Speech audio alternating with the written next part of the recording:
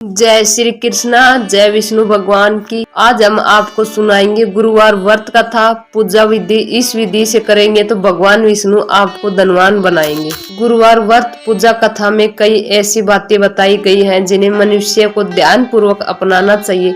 कहते हैं जो व्यक्ति श्रद्धा भाव से गुरुवार को भगवान विष्णु की पूजा करता है और गुरुवार व्रत की कथा कहता और सुनता है, उसकी गरीबी और कष्ट को भगवान विष्णु दूर कर देते हैं।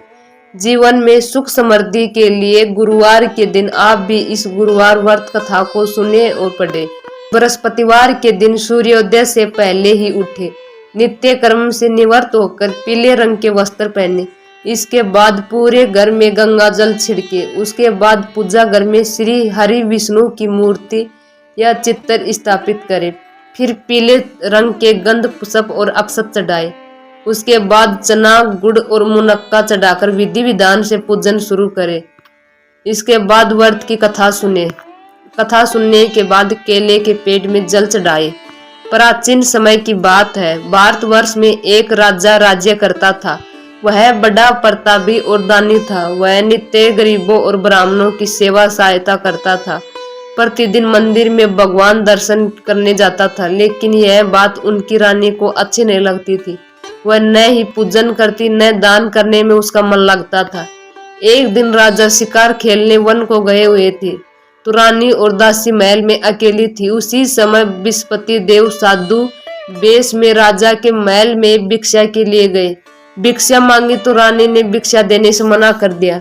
रानी ने कहा कि हे साधु महाराज, मैं तो दान पुण्य से तंग आ गई हूँ। इस कार्य के लिए मेरे पति देव बहुत है। अब आप ऐसी कृपा करें सारा धन नष्ट हो जाए और मैं आराम से रह सकूं। साधु ने कहा, हे देवी, तुम बड़ी अजीब हो। धन और संतान से कौन दुखी होता है? इसकी तो सभी कामना करता है। पापी भी पुत्र और धन की इच्छा करता है। अगर तुम्हारे पास अधिक धन है तो भूखे मनुष्यों को भोजन कराओ, प्याऊ लगवाओ, ब्राह्मणों को दान दो, कुआं, तालाब, बावड़ी, बाग बगीचे आदि का निर्माण कराओ, मंदिर, पाठशाला, धर्मशाला बनवाकर दान दो, निर्धनों की कुंवारी कन्याओं का विवाह कराओ, साथ ही ये आदि कार्य करो। अपने धन को शुभ कार्य में खर्च करो। ऐसे करने से तुम्हारा नाम परलोक में सार्थक होगा एवं स्वर्ग की प्राप्ति होगी। लेकिन रानी पर उपदेश का कोई प्रभाव नहीं पड़ा। वह बोली, महाराज, मुझे ऐसा धन की आवश्यकता नहीं जिसको मैं अन्य लोगों को दान दूं, जिसको रखने और संभालने में मेरा सारा समय नष्ट हो जाए। आप ऐसी कृपा करें कि मेरा सारा धन नष्ट हो जाए और मैं आराम से रह सकूं। साधु ने उत्तर दिया, यदि तुम्हारी ऐसी ही इच्छा है तो जैसा मैं तुम्हें बताता हूँ तुम वैसा ही करना। बृहस्पतिवार को घर को गोबर से लीपना, अपने बालों को पीली मिट्टी से धोना, राजा से कहना वह हर बृहस्पतिवार को हजामत अवश्य बनवाए, भोजन में मांस मदिरा खाना और कपड़ा धोबी के यहाँ धुलने डालना। ऐसा करने से 7 बृहस्पतिवार में ही आपका सारा धन नष्ट हो जाएगा। इतना कहकर वह साधु महाराज वहां से अंतर्ध्यान हो गए। उसके बाद रानी ने वही किया जो साधु ने बताया था। 3 गुरुवार ही बीते थे कि उसका सारा धन संपत्ति नष्ट हो गई। भोजन के लिए राजा रानी तरसने लगे। तब एक दिन राजा ने कहा रानी से, तुम यहाँ पर रहो, मैं दूसरे देश में जाकर नौकरी के लिए चला जाऊंगा, क्योंकि यहाँ पर मुझे सभी मनुष्य जानते हैं, इसलिए कोई कार्य नहीं कर सकता। देश चोरी परदेश भीख बराबर है। ऐसा कहकर राजा परदेश चला गया। वहां जंगल को जाता, लकड़ी काट कर लाता और शहर में बेचता। इस तरह जीवन व्यतीत करने लगा। इधर राजा के बिना रानी और दासी दुखी रहने लगी। किसी दिन भोजन मिलता और किसी दिन जल पीकर ही सो जाती। एक समय जब रानी और दासियों को 7 दिन बिना भोजन के रहना पड़ा तो रानी ने अपनी दासी से कहा, हे दासी, पास के नगर में मेरी बहन रहती है, वह बहुत बड़ी धनवान है, तो उसके पास जा और 5 शेर बेजर मांग कर ले आ, ताकि कुछ समय के लिए थोड़ा बहुत गुजर बसर हो जाए। दासी रानी की बहन के पास गई। उस दिन बृहस्पतिवार था। रानी की बहन उस समय बृहस्पतिवार की कथा सुन रही थी। दासी ने रानी की बहन को अपने रानी का संदेश दिया, लेकिन रानी की बहन ने कोई उत्तर नहीं दिया। जब दासी को रानी की बहन से कोई उत्तर नहीं मिला तो वह बहुत दुखी और क्रोध भी आया। दासी ने वापस आकर रानी को सारी बात बता दी। सुनकर रानी ने कहा कि हे दासी, इसमें उसका कोई दोष नहीं है। जब बुरे दिन आते हैं तब कोई सहारा नहीं, अच्छे बुरे का पता व्यक्ति में ही लगता है। जो ईश्वर की इच्छा होगी वही होगा। यह सब हमारे भाग्य का दोष है। यह सब कहकर रानी ने अपने भाग्य को कोसा। उधर रानी की बहन ने सोचा कि मेरी बहन की दासी आई थी, लेकिन मैं उससे नहीं बोली, इससे वह बहुत दुखी हुई होगी। कथा सुनकर और पूजन समाप्त कर वह अपनी बहन के घर गई और कहने लगी, हे बहन, मैं बृहस्पतिवार का व्रत कर रही थी, कथा सुन रही थी। तुम्हारी दासी गई, लेकिन जब तक कथा होती तब तक न उठती और न बोलती, इसलिए मैं नहीं बोली। कहो दासी क्यों गई थी? रानी बोली, बहन, हमारे घर में अनाज नहीं था। ऐसा कहते कहते रानी की आंखें भर आई। उसने दासियों समेत 7 दिन तक भूखा रहने की बात अपनी बहन को बता दी। इसलिए मैंने दासी को तुम्हारे पास 5 सेर बेजर लाने के लिए भेजा था। रानी की बहन बोली, बहन देखो, बृहस्पति देव सभी की मनोकामना पूर्ण करते हैं। देखो, शायद तुम्हारे घर में अनाज रखा हो। पहले तो रानी को विश्वास नहीं हुआ, परंतु बहन के आग्रह करने पर उसने दासी को अंदर भेजा। दासी घर के अंदर गई तो वहां पर उसे एक घड़ा बेजर से भरा मिल गया। उसे बड़ी हैरानी हुई। उसने बाहर आकर रानी को बताई। दासी रानी से कहने लगी, हे रानी, जब हमको भोजन नहीं मिलता तो हम भी व्रत ही करते हैं, इसलिए क्यों न इनसे व्रत कथा और कथा की विधि पूछ ली जाए। हम भी व्रत क्या करेंगे। दासी के कहने पर रानी ने अपनी बहन से बृहस्पतिवार के व्रत के बारे में पूछा। उसकी बहन ने बताया, बृहस्पतिवार के व्रत में चने की दाल, गुड़ और मुनक्का से विष्णु भगवान का केले के वृक्ष की जड़ में पूजन करे तथा दीपक जलाए और कथा सुने। उस दिन एक ही समय भोजन करे। भोजन में पीले खाद्य पदार्थों का सेवन करे। इससे गुरु भगवान प्रसन्न होते हैं, अन्न, पुत्र और धन का वरदान देते हैं, साथ ही सभी मनोकामनाएं पूर्ण करते हैं। व्रत और पूजन की विधि बताकर रानी की बहन अपने घर लौट आई। रानी और दासी दोनों ने निश्चय किया कि बृहस्पति देव भगवान का पूजन जरूर करेंगे। 7 रोज बाद जब भगवान बृहस्पतिवार आया तो उन्होंने व्रत रखा। गुड़साल में जाकर चना और गुड़ बीन लाई तथा उसकी दाल से केले की जड़ की तथा विष्णु भगवान की पूजन किया। अब पीला भोजन कहाँ से आए? दोनों बड़ी दुखी हुई, परंतु उन्होंने व्रत किया था, इसलिए बृहस्पति देव भगवान प्रसन्न थे। एक साधारण व्यक्ति के रूप में वे 2 थालों में पीला भोजन लेकर आए। दासी को देकर बोले, हे दासी, यह भोजन तुम्हारे और तुम्हारी रानी के लिए है, इसे तुम दोनों ग्रहण करना। दासी भोजन पाकर बहुत प्रसन्न हुई। उसने रानी से कहा, चलो रानी जी, भोजन कर लो। परंतु रानी को भोजन आने के बारे में कुछ नहीं पता था, इसलिए उसने कहा कि जा तू ही भोजन कर ले, क्योंकि तू वैठ में हमारी हंसी उड़ाती है। तब दासी ने कहा, एक व्यक्ति भोजन दे गया है। तब रानी ने कहा, वह व्यक्ति तेरे लिए भोजन दे गया है, तू ही भोजन कर। तब दासी ने कहा, वह व्यक्ति हम दोनों के लिए 2 थालों में सुंदर पीला भोजन दे गया है, इसलिए मैं आप और दोनों ही साथ भोजन करेंगे। यह सुनकर रानी बहुत ज्यादा प्रसन्न हुई और दोनों ने गुरु भगवान को नमस्कार कर भोजन किया। उसके बाद से वह प्रत्येक बृहस्पतिवार को गुरु भगवान को व्रत और पूजन करने लगी। बृहस्पति भगवान की कृपा से उसके पास बहुत ज्यादा धन हो गया, लेकिन रानी फिर पहले की तरह आलस्य करने लगी। तब दासी बोली, देखो रानी, तुम पहले भी इसी प्रकार से आलस्य करती थी। तुम्हें धन के रखने में कष्ट होता है, इस कारण सभी धन नष्ट हो गया। अब गुरु भगवान की कृपा से धन मिला है तो फिर तुम्हें आलस्य होता है। बड़ी मुसीबतों के बाद हमने यह धन पाया है, इसलिए हमें दान पुण्य करना चाहिए।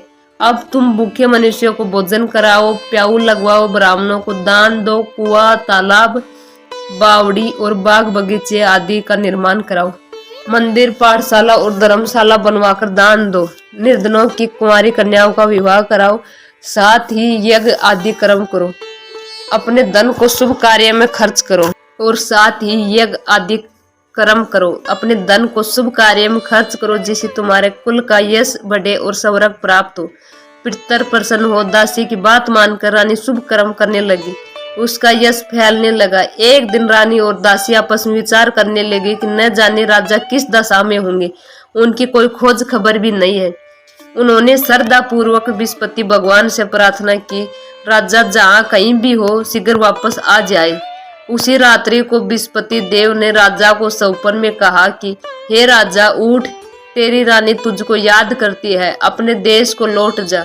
राजा प्रातःकाल उठा और जंगल से लकड़ी काटने के लिए जंगल की ओर चल पड़ा। जंगल से गुजरते हुए विचार करने लगा कि रानी की गलती से उसे कितने दुख भोगने पड़े। राजपाट छोड़कर जंगल में आकर रहना पड़ा।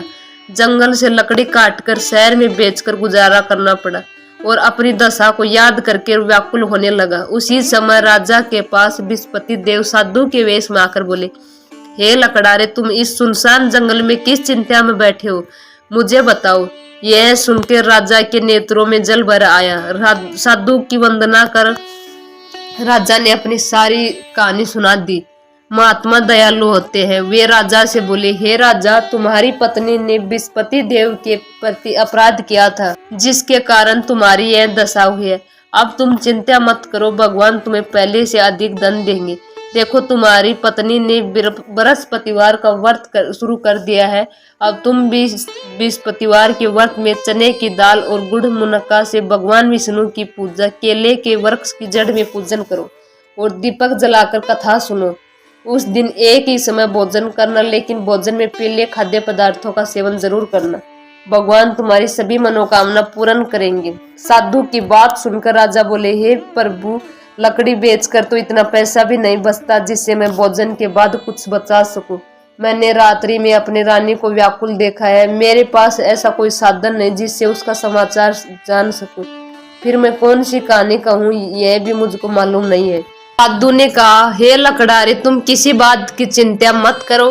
बृहस्पति के दिन तुम रोजाना की तरह लकड़ियां लेकर शहर को जाओ। तुमको रोज से दुगुना धन प्राप्त होगा, जिसे तुम भली भांति भोजन भी कर लोगे। बृहस्पति देव की पूजा का सामान भी आ जाएगा। इतना कहकर साधु अंतर ध्यान हो गए। धीरे धीरे समय बीतता गया। फिर बृहस्पतिवार का दिन आया। लकड़ारा जंगल से लकड़ी काटकर किसी शहर में बेचने गया। उसे उस दिन और दिन से अधिक पैसा मिला। राजा ने चना गुड़ आदि लाकर गुरुवार का व्रत किया।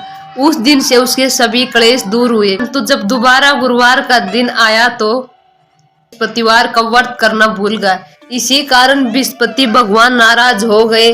उस दिन उस नगर के राजा ने विशाल यज्ञ का आयोजन किया तथा शहर में यह घोषणा करा दी कि कोई भी मनुष्य अपने घर में भोजन नहीं बनाएगा, न आग जलाएगा। समस्त जनता मेरे यहाँ भोजन करने आवे। इस आज्ञा को जो नहीं मानेगा उसे फांसी की सजा दी जाएगी। की घोषणा संपूर्ण नगर में करवा दी गई। राजा की आज्ञा अनुसार शहर के सभी लोग भोजन करने गए, लेकिन लकड़ारा कुछ देर से पहुंचा, इसलिए राजा उसको अपने साथ घर ले जाकर भोजन करा रहे थे। तभी रानी की दृष्टि उसी खुटी पर पड़ी। उसका हार लटका हुआ था, वह वहां पर दिखाई नहीं दिया। रानी ने निश्चय किया कि मेरा हार इस मनुष्य ने ही चुरा लिया। उसी समय सिपाहियों को बुलाकर उसको कारागार में डलवा दिया। जब लकड़ारा कारागार में पड़ गया तो वह बहुत दुखी होकर विचार करने लगा कि न जाने कौन से पूर्व जन्म के कर्म से मुझे यह दुख प्राप्त हुआ है, और उसी साधु को याद करने लगा कि जो जंगल में मिला था। उसी समय तत्काल बृहस्पति देव साधु के रूप में प्रकट हुए। उसकी दशा को देखकर कहने लगे, अरे मूर्ख, तूने बृहस्पति देव की कथा नहीं कही, कारण तुझे दुख प्राप्त हुआ है। अब चिंता मत कर। बृहस्पतिवार के दिन कारागार के दरवाजे पर 4 पैसे पड़े मिलेंगे। उनसे तू बृहस्पति देव की पूजा करना, तेरे सभी कष्ट दूर हो जाएंगे। बृहस्पति के दिन उसे 4 पैसे मिले। लकड़ारे ने कथा कही। उसी रात्रि को बृहस्पति ने उसे उस नगर के राजा को स्वप्न में कहा, हे राजा, तुमने जिस आदमी को कारागार में बंद कर दिया है वह निर्दोष है, वह राजा है, उसे छोड़ देना। रानी का हार उसी खुटी पर लटका हुआ है। अगर तू ऐसा नहीं करेगा तो मैं तेरे राज्य को नष्ट कर दूंगा। इसी तरह रात्रि के स्वप्न को देखकर राजा प्रातः काल उठा और खुट्टी पर हार देखकर लकड़ारे को बुलाकर क्षमा मांगी तथा लकड़ारे को योग्य सुंदर वस्त्र आभूषण देकर विदा कर दिए। बृहस्पति देव की आज्ञा अनुसार लकड़ारा अपने नगर को चल दिया। राजा जब अपने नगर के पास पहुंचा तो उसे बड़ा आश्चर्य हुआ। नगर में पहले से अधिक बाग, तालाब, कुएं, बहुत सी धर्मशाला, मंदिर आदि बन गई है। राजा ने पूछा कि किसका बाग और धर्मशाला है। तब नगर के सब लोग कहने लगे सब रानी और बांदी के हैं। तो राजा आश्चर्य भी हुआ और गुस्सा भी आया। जब रानी ने यह खबर सुनी कि राजा आ रहे हैं तो उन्हें बांदी से कहा, हे दासी देख, राजा हमको कितनी बुरी हालत में छोड़ कर गए थे। हमारी हालत ऐसी देखकर वह कहीं वापस नहीं लौट जाए, इसलिए तू दरवाजे पर खड़ी हो जा। आज्ञा अनुसार दासी राजा दरवाजे पर खड़ी हो गई। राजा आए तो उन्हें अपने साथ लिवा ले आई। तब राजा ने क्रोध करके अपनी रानी से पूछा कि यह धन तुम्हें कैसे प्राप्त हुआ है। तब उन्होंने कहा कि हमें यह धन सब बृहस्पति देव के इस व्रत के प्रभाव से प्राप्त हुआ है। राजा ने निश्चय किया कि 7 रोज के बाद तो सभी बृहस्पति देव का पूजन करते, परंतु मैं प्रतिदिन दिन में 3 बार कहानी तथा रोज व्रत किया करूंगा। अब हर समय राजा के दुपट्टे में चने की दाल बंधी रहती थी। दिन में 3 बार कहानी कहता था। एक रोज राजा ने विचार किया कि चलो अपनी बहन के यहाँ हो आए। इसी तरह निश्चय कर राजा घोड़े पर सवार हो अपनी बहन के यहाँ खुद को चलने लगा। मार्ग में उसने देखा कि कुछ आदमी एक मुर्दे को ले जा रहे हैं। उन्हें रोककर राजा कहने लगे, अरे भाइयों, मेरी बृहस्पति देव की कथा सुन लो। वे बोले, लो, हमारा तो आदमी मर गया, इसको अपनी कथा की पड़ी है। परंतु कुछ समझदार आदमी बोले, अच्छा कहो, तुम्हारी कथा भी सुनेंगे। राजा ने दाल निकाली और जब आधी कथा हुई तो मुर्दा हिलने लगा। जब कथा पूरी समाप्त हो गई तो राम राम करके मनुष्य खड़ा हो गया। आगे मार्ग में उसे एक किसान खेत में हल चलाता मिला। राजा उसे देख और उससे बोले, अरे भैया, तुम भी मेरी बृहस्पतिवार की कथा सुन। किसान, जब तक मैं तेरी कथा सुनूंगा तब तक मैं 4 हरैया जोत लूंगा। जा अपनी कथा किसी और को सुनाना। इसी तरह राजा आगे चलने लगा तो राजा के हटते ही बैल पछाड़ खाकर जमीन पर गिर गए। किसान के पेट में जोर का दर्द होने लगा। उसी समय उसकी माँ रोटी लेकर आई थी। उसने जब यह देखा तो अपने पुत्र से सब हाल पूछा और बेटे ने सारा हाल कह दिया। तो बुढ़िया दौड़ी दौड़ी उस घुड़ सवार के पास गई। उसे बोली कि मैं तेरी कथा सुनूंगी, तुम अपनी कथा मेरे खेत पर चलकर ही कहना। राजा ने बुढ़िया के खेत पर जाकर कथा कही, जिसके सुनते ही वह बैल उठकर खड़े हो गए। किसान का पेट का दर्द भी बंद हो गया। राजा अपनी बहन के घर पहुंचा। बहन ने अपनी भाई की खूब मेहरबानी की। दूसरे रोज प्रातःकाल राजा जगा तो वह देखने लगा कि सभी लोग भोजन कर रहे हैं। राजा ने अपनी बहन से कहा, ऐसा कोई मनुष्य है जिसने भोजन नहीं किया हो, मेरी बृहस्पतिवार की कथा सुन ले। बहन बोली, हे भैया, यह देश ऐसा है कि पहले यहाँ लोग भोजन करते हैं, बाद में कोई काम करते। अगर कोई पड़ोस में हो तो मैं देख आऊं। वह ऐसा कहकर देखने चली गई, परंतु उसे कोई ऐसा व्यक्ति नहीं मिला जिसने भोजन नहीं किया है। वह एक कुमार के घर गई जिसका लड़का बीमार था। उसे मालूम हुआ कि उनके यहाँ 3 रोज से किसी ने भोजन नहीं किया है। रानी ने अपने भाई की कथा सुनने के लिए कुमार से कहा। वह तैयार हो गया। राजा ने जाकर बृहस्पतिवार की कथा कही, जिसको सुनकर उसका लड़का ठीक हो गया। अब तो राजा की प्रशंसा होने लगी। एक रोज राजा ने अपनी बहन से कहा कि हे बहन, मैं अपने घर को जाएंगे, तुम भी तैयार हो जाओ। राजा की बहन ने अपनी सास से कहा। सास ने कहा, हाँ चली जा, परंतु अपने लड़कों को मत ले जाना, क्योंकि तेरे भाई के कोई औलाद नहीं है। बहन ने अपने भैया से कहा, हे भैया, मैं तो चलूंगी पर कोई बालक नहीं जाएगा। राजा बोला, जब कोई बालक नहीं चलेगा तो तुम ही क्या करोगे। बड़े दुखी मन से राजा अपने नगर को लौट आया। राजा ने अपने रानी से कहा, हे रानी, हम निर्वंशी हैं, हमारा मुंह देखने का धर्म नहीं है, हम कुछ भोजन आदि नहीं किया। रानी बोली, हे प्रभु, बृहस्पति देव ने हमें सब कुछ दिया है, हमें औलाद भी अवश्य देंगे। उसी रात को बृहस्पति देव ने राजा ने सपन में कहा, हे राजा, उठ, सभी सोच त्याग दे, तेरी रानी गर्भ से है। राजा की यह बात सुनकर बड़ी खुशी हुई। वह 9वें महीने में उसके गर्भ से एक सुंदर पुत्र पैदा हुआ। तब राजा बोला, हे रानी, स्त्री बिना भोजन के रह सकती है पर बिना कहे नहीं रह सकती। जब मेरी बहन आवे तो तुम उसे कुछ मत कहना। रानी ने सुनकर हाँ कर दिया। तब राजा की बहन ने यह शुभ समाचार सुना तो वह बहुत खुशी हुई और बधाई लेकर अपने भाई के आई। तब रानी ने कहा, घोड़ा चढ़कर तो नहीं आई, गधा चढ़ी आई। राजा की बहन बोली, भाभी, मैं इस प्रकार नहीं कहती तो तुम्हें औलाद कैसे मिलती। बृहस्पति देव ऐसे ही है, जिसके मन में कामना है सभी को पूर्ण करते और सद्भावना पूर्वक बृहस्पतिवार का व्रत करता है और कथा सुनता है और दूसरों को सुनाता है। बृहस्पति देव उसकी सभी मनोकामना पूर्ण करते हैं। भगवान बृहस्पति उसकी सदैव रक्षा करते। जिस तरह सच्ची भावना से राजा रानी ने उनकी कथा का गुणगान किया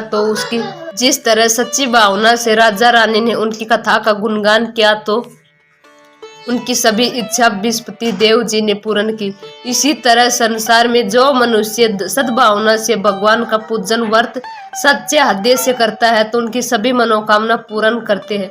कथा सुनने के बाद प्रसाद लेकर जरूर जाना चाहिए। साथ ही बृहस्पति देव का हृदय से मनन करते हुए जयकारा बोलना चाहिए। बोलो बृहस्पति देव की जय, भगवान विष्णु की जय। आपको वीडियो कैसी लगी? अच्छी लगी हो तो लाइक करें, कमेंट बॉक्स में विष्णु भगवान की अवश्य लिखें। चैनल पर नए हो तो चैनल को सब्सक्राइब करें।